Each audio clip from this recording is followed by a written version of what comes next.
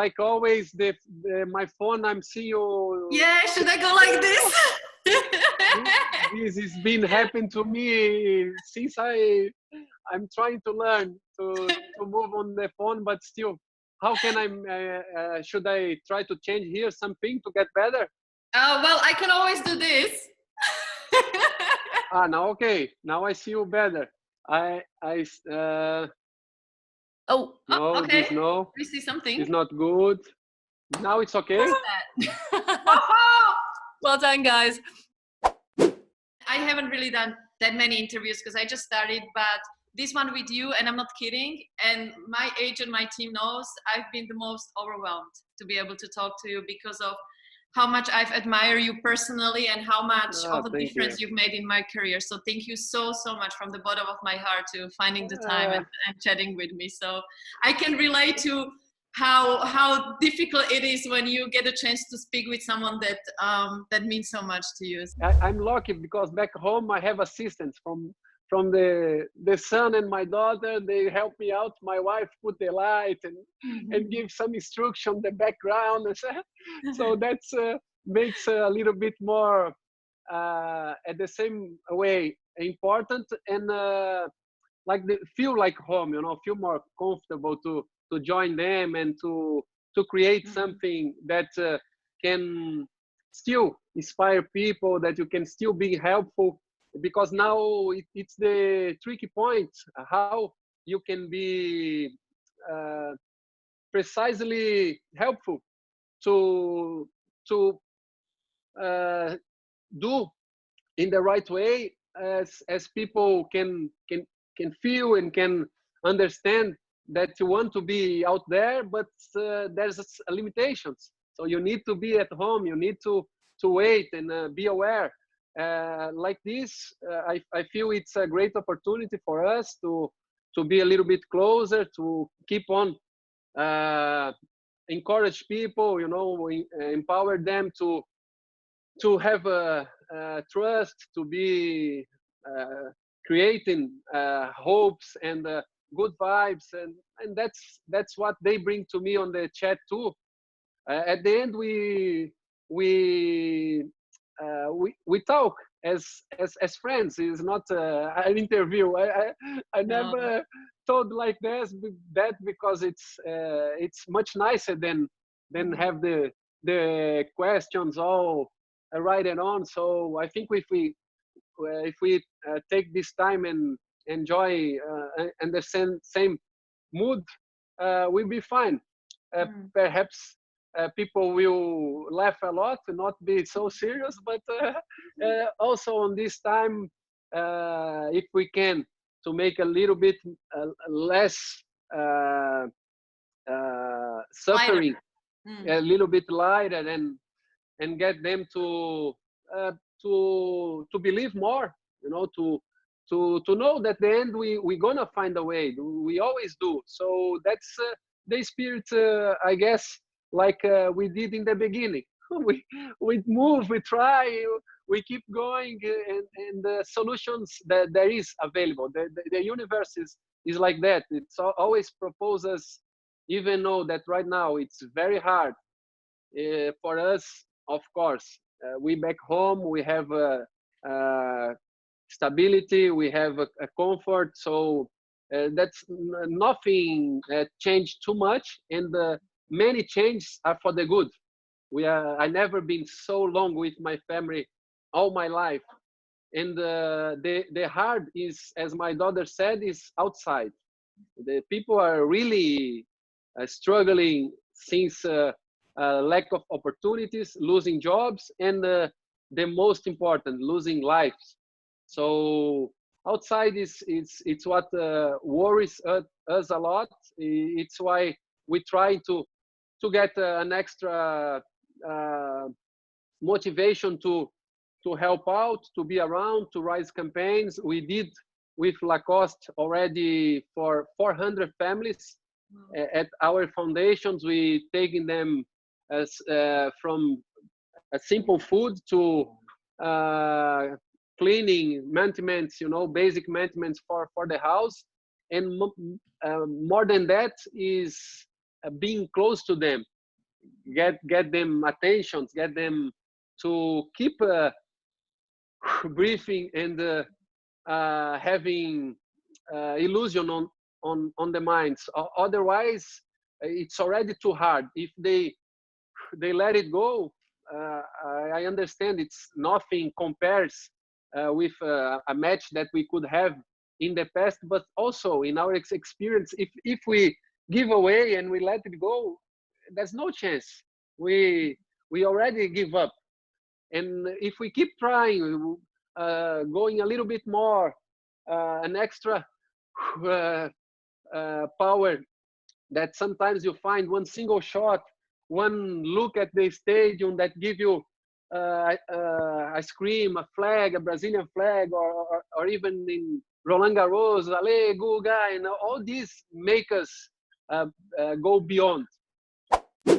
I feel like, Guga, I could listen to you for hours just on this subject and going in so many different directions. But I have been told I have to ask you something about Roland-Garros as well. So I do apologize for that. I feel like, yes, I could listen. And the message you've shared with us, I wish everyone will replay it over and over again, because it's thanks to people like you that I do believe that world is becoming a much better place. So please keep doing all the inspiring work you do. I had the privilege to know few of the things that you do because of Larry Passos that was coaching myself as well. So you said it's Did never he treat you well?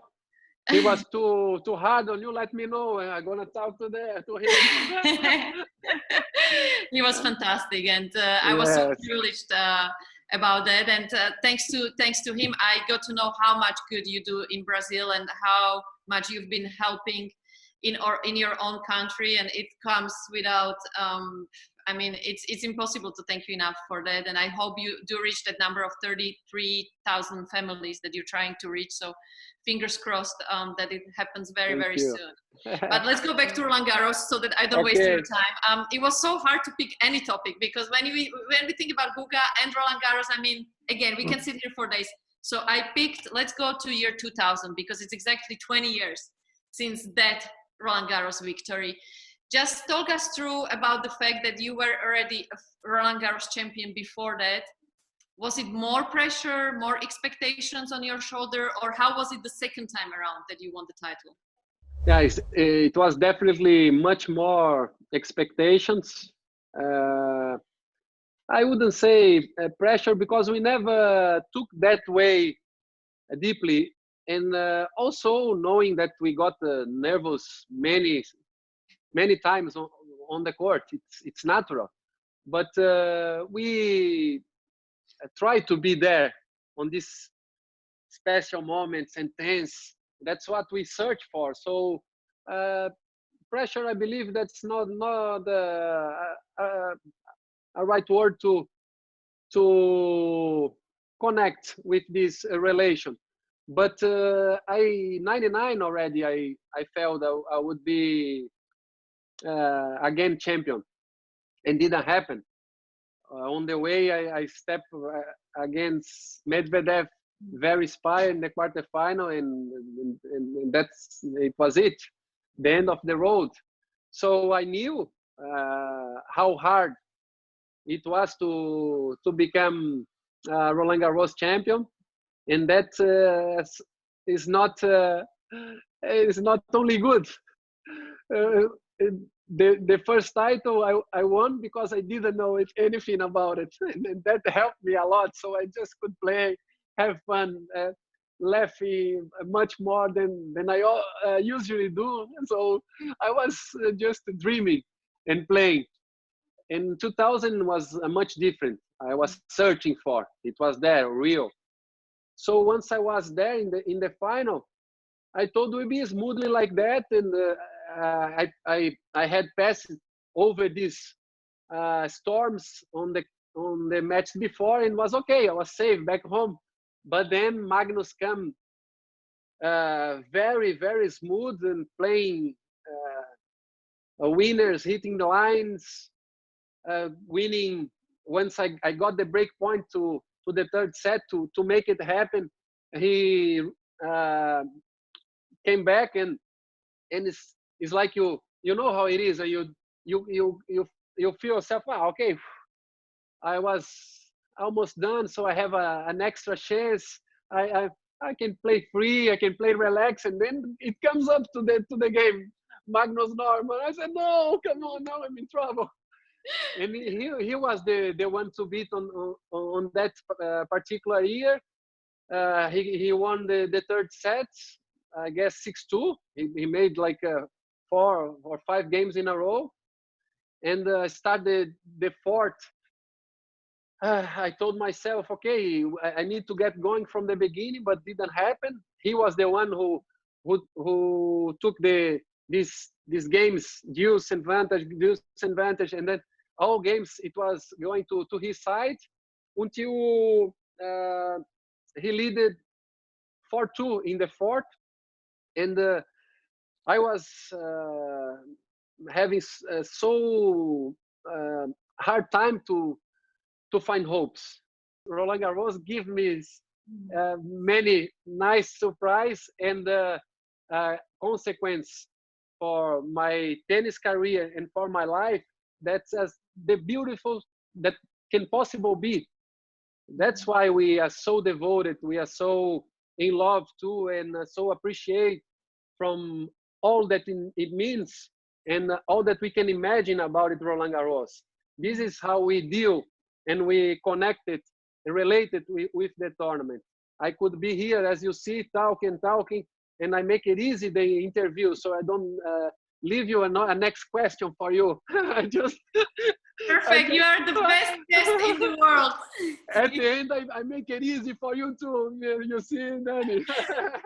I just wanted to ask you as the last point, because you've mentioned it over the interview several times, that when there is a doubt, like there is for a lot of people in this situation, and it was the same on the court, that you feel like you can't really see the way, but you have that belief.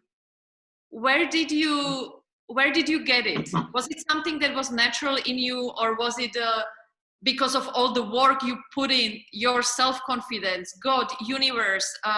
What was it that you always had that attitude that there is always a chance? I believe then is much more about getting to prove and repeat and try again and feel comfortable about it. Of course, it's the way of approaching life. It's also philosophy, how you look at things.